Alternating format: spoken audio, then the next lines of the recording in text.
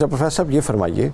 کہ قرآن مجید میں اور سنت نبوی صلی اللہ علیہ وسلم میں اس کی روشنی میں روزہ دار کو افطار کروانے کے حوالے سے جو فضیلت ہے، جو ترغیبات ہیں، وہ کون سی ہیں اور ان کے کیا مقاصد ہیں؟ بسم اللہ الرحمن الرحیم۔ ڈاکٹر صاحب بہت شکریہ۔ ماہ رمضان کی مناسبت سے بہت اہم موضوع ہے اور ہمارے آج کے جو حالات ہیں اس کے حوالے سے موسٹ ریلیونٹ ہے۔ اللہ تعالیٰ نے ماہ رمضان کے روزوں کو فرض قرار دیا ہے۔ قرآن مجید میں ارشاد فرمایا، من شہد منکم الشہر فلیصم، تم میں سے جو اس ماہ کو پائے اسے چاہیے کہ وہ روزہ رکھے۔ ٹھیک ہے۔ اور اسے قبل فرمایا کہ یا ایھا الذین آمنوا کتب علیکم الصیام کما کتب علی الذین من قبلکم لعلکم تتقون،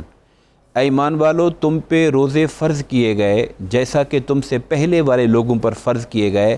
تاکہ تم تقوی حاصل کرو، پرہیزگاری تمہارے اندر پیدا ہو جائے۔ بالکل ٹھیک ہے،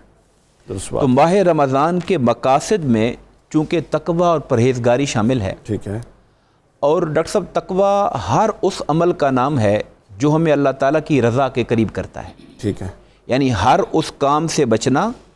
جو پروردگار کی رضامندی سے دور کرے،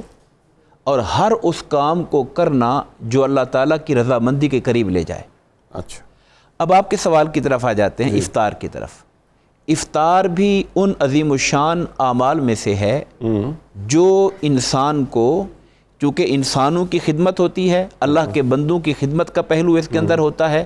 اور اللہ تعالیٰ کے بندوں کی خدمت کرنا حدیث پاک کے اندر آتا ہے، جس میں حدیث قدسی ہے، اللہ پاک فرماتے ہیں کہ مجھے یہ جو مخلوق ہے یہ میرا کنبہ ہے، واہ واہ، اور مجھے اپنے کنبے میں سب سے بہترین وہ ہے جو میرے کنبے کے لیے زیادہ فیض رساں ہے، اسے زیادہ نفع دینے والا ہے۔ خدا کے عاشق تو ہیں ہزاروں، بنوں میں پھرتے ہیں مارے مارے، میں اس کا بندہ بنوں گا جس کو خدا کے بندوں سے پیار ہوگا۔ تو اب اس افطار کے اندر حقیقت میں اللہ تعالیٰ کے بندوں سے محبت کا ایک اظہار ہے۔ بالکل درست بات۔ اور حضور صلی اللہ علیہ وآلہ وسلم نے مسند امام احمد بن حنبل کی حدیث پاک ہے اور صحیح ابن خزیمہ کے اندر بھی آئی ہے کہ آپ نے شعبان کی آخری جو شب تھی اس میں صحابہ کرام کو ماہ رمضان کے حوالے سے عمومی طور پر بھی اس کی عظمت اور شان سے متعارف کروایا، اور اس حدیث پاک میں جس کے راوی حضرت سلمان فارسی ہیں، یہ روایت کا حصہ بنایا کہ فرمایا جو کسی روزے دار کو روزہ افطار کرواتا ہے تو اللہ تعالیٰ اس کے گناہوں کو معاف کرتا ہے، اسے نار جہنم سے آزادی دیتا ہے،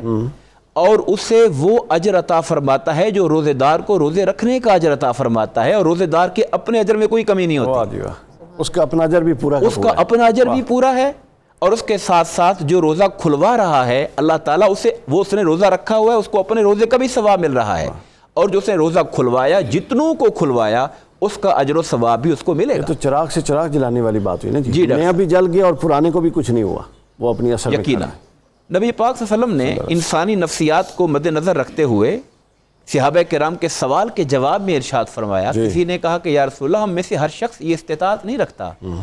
کہ وہ لوگوں کے لیے افطار کا اہتمام کرے۔ آج یہ بات آج کے معاشرے میں اس لیے ریلیونٹ ہے کہ ہم کسی کو دعوت افطار دینے سے پہلے 100 دفعہ سوچتے ہیں کہ وہ جو آنے والا آئے گا وہ کہے گا بس اتنا سا اہتمام کیا تھا۔ صحیح بات۔ یعنی ہمیں یہ خدشہ رہتا ہے کہ آنے والا ہمارے گھر کے اسباب و سامان اور دعوت شیراز جو سامنے رکھی گئی ہے وہ اس کی نگاہ میں جچے گی یا نہیں جچے گی۔ آج ہمارے معاشرے کے اندر یہ پہلو غالب آ گئے ہیں جس میں دکھاوے کا ایلیمنٹ ہے، جس میں امارت کے اظہار کا پہلو ہے۔ بالکل صحیح۔ نبی پاک سے پوچھا گیا کہ کیا ہر ایک کے لیے ضروری ہے کہ وہ افطار فرمایا کہ اگر وہ پانی کے گھونٹ سے، کیا بات ہے، دودھ کے گھونٹ سے، ایک کھجور کے ایک ہے کھجور، اس سے بھی اگر افطار کراتا ہے اللہ اسے وہ اجر عطا فرمائے گا جس اجر کا وعدہ رسول اللہ صلی اللہ علیہ وسلم نے زبان سے فرمایا۔ یعنی نمبر آف ڈشز کا افطار کے اجر سے تعلق نہیں۔ اور میں یہاں پر یہ آپ کی اجازت سے جوڑنا چاہوں گا، بدقسمتی سے آج افطار ہمارے ہاں ہو گیا ہے ایک سوشل نیٹ ورکنگ کا ذریعہ، جہاں پہ اپنے سینئرز کو، اپنے کولیگز کو جن سے ہمارے بزنس کے کام ہیں ان کو اکٹھا کر کے ہم نے کھانے کا سامان بنایا ہوا ہے،